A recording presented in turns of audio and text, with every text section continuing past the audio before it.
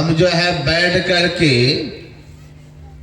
पोता पोती के पीछे दिमाग लगाएंगे तो अंत में भगवान का नाम आएगा? नहीं आएगा। लोग कहते क्या बाबा, क्या आप लोग कम उम्र में घर द्वार छोड़ करके बाबा जी बन गए? अरे ये तो चौथेपन में बूढ़ा बूढ़ी का काम है। आजकल भी कहते बूढ़ा बूढ़ी का काम है, ये तो नौजवान का काम थोड़ी। आवाज बैठ गया जी, ये नौजवान का काम नहीं है।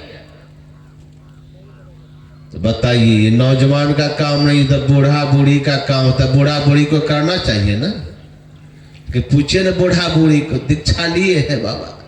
नहीं बाबा, दीक्षा तो नहीं ली, लेकिन हम सत्संग सुनते हैं। बजते बजते आवाजें बैठ जाता है। सत्संग सुनते हैं बाबा, खूब गुरु महाराज के प्रति बहुत श्रद्धा है। देखिए घर में हम गुरु महाराज का फोटो लगा के रखे हैं,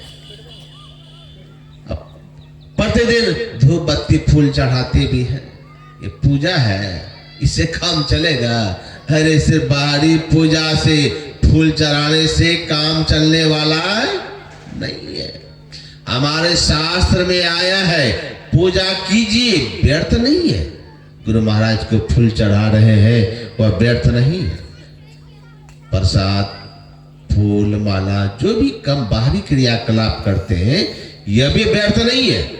लेकिन हमारे मनुस्मृति में आया है कि पूजा कोटि समं स्तोत्रम, स्तोत्र कोटि समं जपः, जाप कोटि समं ध्यानम, ध्यान कोटि समं लयः। अरे बाहरी पूजा करने से जो फल मिलेगा आपको, उससे करोड़ गुना फल मिलता है। कौन सा काम करना? बैठ कर जी हम लोग, गुरु महाराज ने हम लोगों को बताएगा, स्तुति विनती करो सुबह शाम। बाहरी पूजा से करोड़ गुना फल मिलता है, यह बैठ करके स्तुति विनती करने से। पूजा कोटि समं स्तोत्रम, पूजा से जितना फल मिलता है उससे करोड़ गुना फल मिलता है स्तुति विनती करने से। अब बताइए, सिर्फ फूल चढ़ाने से काम चलेगा? नहीं चलेगा, स्तुति विनती भी करना पड़ेगा। और स्तुति विनती भी करते हैं खूब, दीक्षा लिए नहीं तो फिर भी काम नहीं चलेगा। तो स्तोत्र कोटि समं जपः। आजकल कहते हैं हाँ दीक्षा लिए है बाबा। कौन, कहाँ दीक्षा लिए? आए थे मथुरा से पंडित जी, वही कान में मंत्र फूक के गए थे। तो कन फुक्का गुरु से काम नहीं चलेगा, कान में मंत्र फूक दिया, बैठ कर मंत्र जप रहे हैं मंत्र, उससे भी काम चलने वाला सिर्फ नहीं है। स्तोत्र कोटि समं जपः, करोड़ गुना फल तो मिलेगा, लेकिन जाप कोटि समं ध्यानम, जाप करने से ही सिर्फ काम नहीं चलेगा, जाप से आगे वाला काम कीजिए। कौन ध्यान? एक नाम का जाप, फिर एक रूप का ध्यान। मानस जाप मानस ध्यान, जाप कोटि समं ध्यानम। सिर्फ ध्यान कर रहे, मानस जाप मानस ध्यान की क्रिया कर रहे हैं, अब बिंदु ध्यान का पता नहीं है, तो फिर भी आपका पूरा कल्याण नहीं होगा। ये मानस जाप और मानस ध्यान क्या है? ये सगुण भक्ति है, यह सगुण साकार की भक्ति है। ये भक्ति की शुरुआत है, लेकिन पूर्णता को अगर पाना चाहते हैं तो दृष्टि योग और शब्द योग की साधना आपको सीख करके करना पड़ेगा। ध्यान कोटि समं लयः, ध्यान से भी करोड़ गुना फल मिलता है। बिंदु, ये मानस ध्यान करने से भी करोड़ गुना फल मिलता है बिंदु और नाद की उपासना करने से। इसलिए बिंदु ध्यान और नाद ध्यान हम लोग प्रतिदिन गाते हैं। बिंदु ध्यान और नाद ध्यान सरल सरल जग में पर चारी। ये संत मत की मूल साधना है।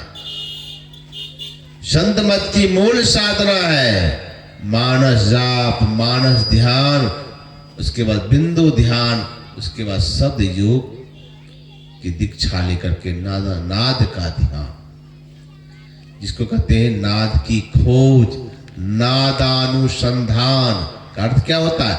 नाद की खोज, नाद का अनुसंधान कौन करेगा?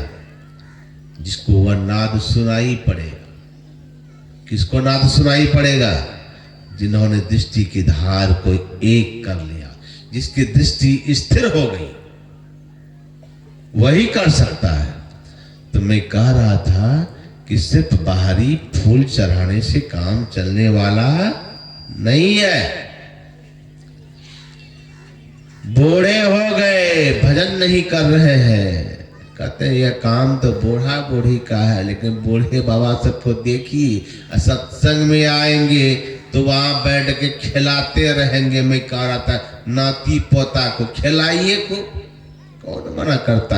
आपका पोता है, खूब खिलाइए, लेकिन याद रखिएगा कहीं खिलाते खिलाते पोते में आसक्ति रह गई, मरते समय अगर कहीं वासना चली गई, हे भगवान पोता को खिला रहे थे, अब दुनिया से जा रहे, मेरा पोता का क्या होगा?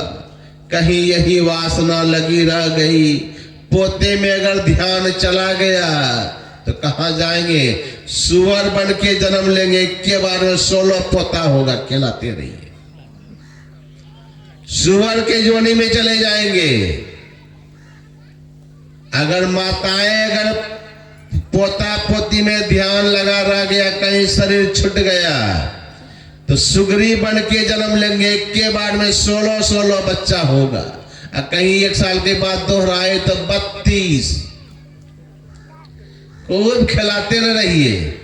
भगवान भी सोचते हैं इनको तो सत्संग अच्छा नहीं लगता है, इनको तो वही बच्चा प्यारा है, तो जाओ बच्चे खिलाओ, वही शरीर दे देते हैं, जाके बच्चा ही बच्चा मिलेगा। तो मैं कहना चाह रहा था कि सत्संग भजन